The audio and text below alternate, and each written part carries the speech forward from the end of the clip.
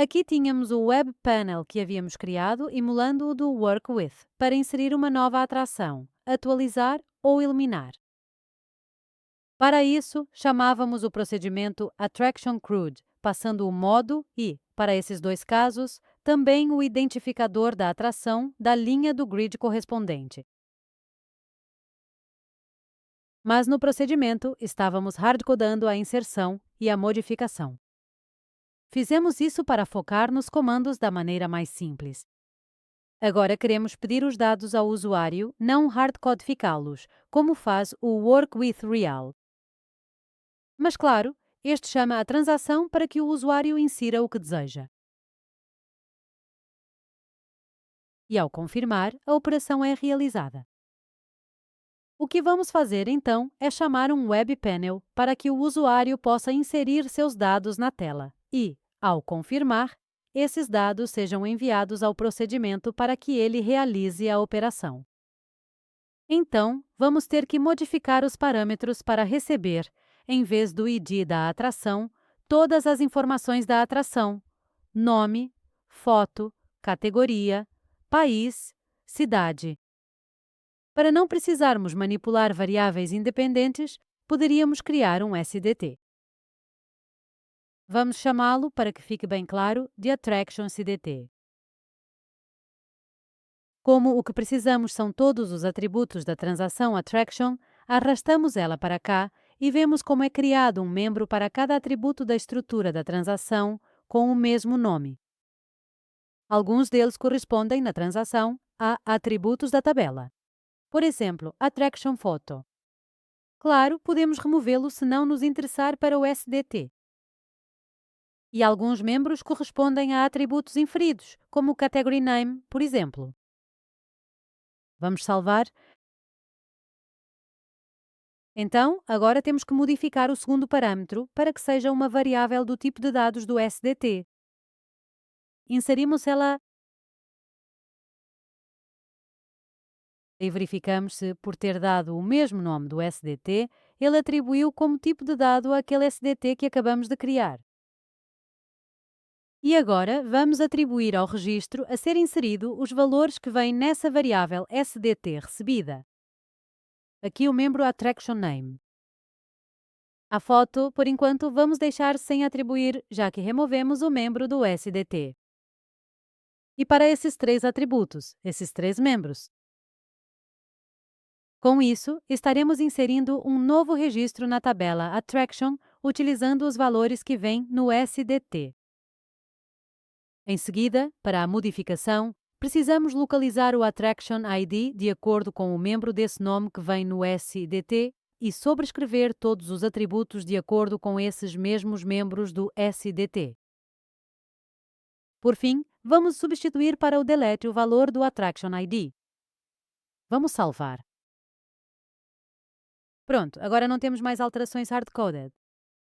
Agora, precisamos criar um Web Panel para que o usuário possa inserir esses dados. Vamos chamá-lo assim. Vamos inserir no layout uma nova variável,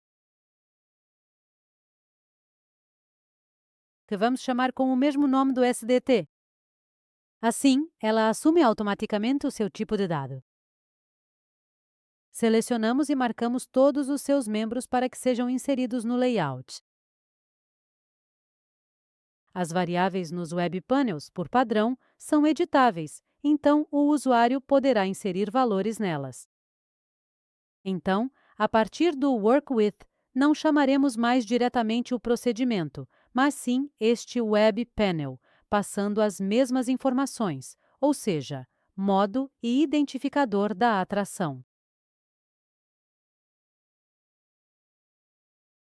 Portanto, no Web Panel deve-se declarar a regra PARM com dois parâmetros. O primeiro, a variável mod, que inserimos porque aqui, por padrão, ela não está presente. E o segundo parâmetro, uma variável AttractionID, que também inserimos e que ficará baseada no atributo de mesmo nome. Bem, vamos começar pensando nas ações de Update e Delete, que são aquelas para as quais é necessário passar o Attraction ID. Quando este Web Panel o receber, terá que carregar na variável SDT as informações dessa atração do banco de dados para que o usuário possa visualizá-las na tela antes de atualizar alguma dessas informações ou excluir. Então, no evento Start ou no Refresh, vamos escolher este último. Deveríamos carregar a variável com essa informação. Para isso, escrevemos um For Each Attraction, filtrando pelo Attraction ID o valor recebido por parâmetro. E em seu corpo, para cada membro do SDT, vamos atribuir o valor dos atributos de mesmo nome desse registro em que estamos posicionados com o For Each. Mas queremos realmente fazer essas atribuições somente se o modo for diferente de Insert, ou seja, se for Update ou Delete. Nesse caso, virá um valor de Attraction ID que o usuário não deveria poder modificar pela tela. E também não se o modo for Insert, onde está correto que fique vazio devido à autonumeração. Assim, podemos deixar o campo como somente leitura. Certo, então, se o modo for Update ou Delete, será executado o refresh e os campos serão preenchidos com os valores do banco de dados. O usuário poderá modificar o que desejar para depois realizar um update ou, no caso do insert, em que todos esses campos estarão vazios, atribuir valores a eles. Para realizar a operação, vamos adicionar um botão de confirmação. Vamos deixar o evento do sistema Enter. Podemos mudar o caption para confirmar. E agora vamos programar o código. Vamos invocar o procedimento que realiza a operação de CRUD, passando o modo recebido por parâmetro e a variável STT. Então, chamamos este, que é executado, e quando termina, devolve o controle aqui. E então, o que fazemos é escrever um comando return para que o controle seja devolvido ao objeto que o chamou, que é o workwith. Vamos revisar então o que acontecerá em cada caso. Para o insert, o usuário pressiona este botão, então o Web Panel será chamado no modo Insert, por isso todos esses campos vão aparecer vazios, porque como o modo é Insert, este código não será executado. O usuário, então, vai inserir as informações que quiser nesses campos e vai pressionar Confirmar. Ao fazer isso, será executada esta chamada ao procedimento, passando o modo, que será Insert, e a variável que conterá os valores que o usuário tiver inserido na tela. Aqui, então, essa informação será recebida nesta variável SDT de mesmo nome, entra-se por este case e o novo registro é criado com os valores da variável.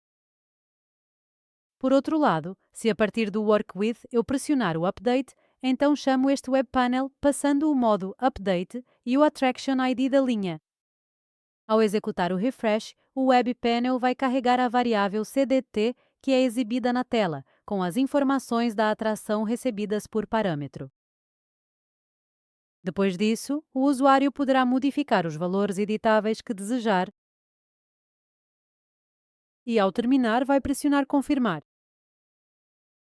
Então será executada esta chamada ao procedimento que efetivamente faz a atualização para esse registro de Attraction, cujo ID vem no membro de mesmo nome e sobrescreve esses atributos. E por fim, vamos analisar o que acontece quando o usuário pressionar aqui o Delete. Será chamado o Web Panel que receberá o modo Delete e o Attraction ID da linha. Como no if true, todos esses membros do SDT são carregados com o valor dos atributos do banco de dados. O usuário não vai alterar nenhum desses valores. Na verdade, poderíamos desabilitar os campos nesse caso.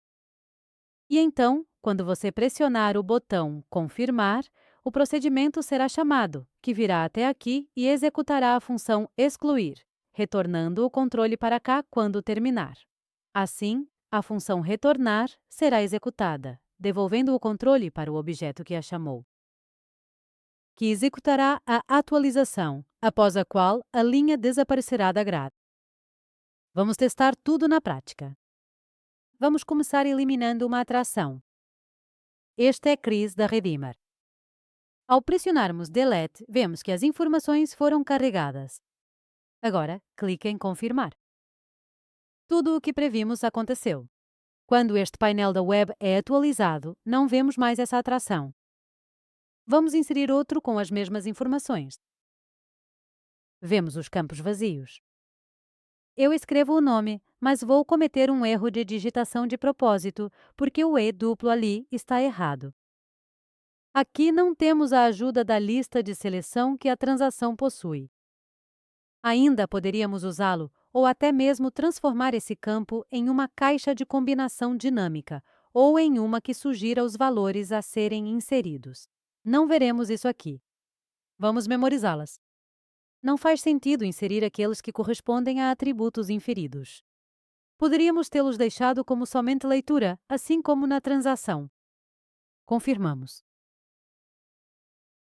Percebemos que a linha foi adicionada e também que cometi um erro na cidade, que deveria ser Rio de Janeiro, além do erro de digitação do nome. Então vamos atualizar. Percebemos que está trazendo as informações do banco de dados, então vou alterar o ID desta cidade para 1. Claramente, não veremos o novo nome da cidade inferido aqui, como ocorre na transação, devido à sua própria lógica. Aqui não há lógica, são todos campos do tipo variável, não há nada mais por trás. E vamos corrigir o duplo E. Ao confirmar, agora podemos ver a informação modificada.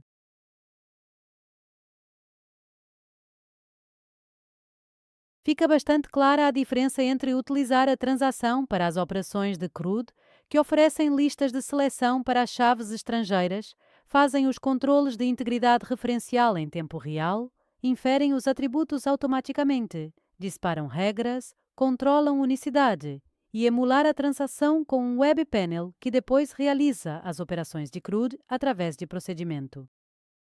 Aqui não temos lógica do lado do cliente nem outra além da programada explicitamente no Web Panel.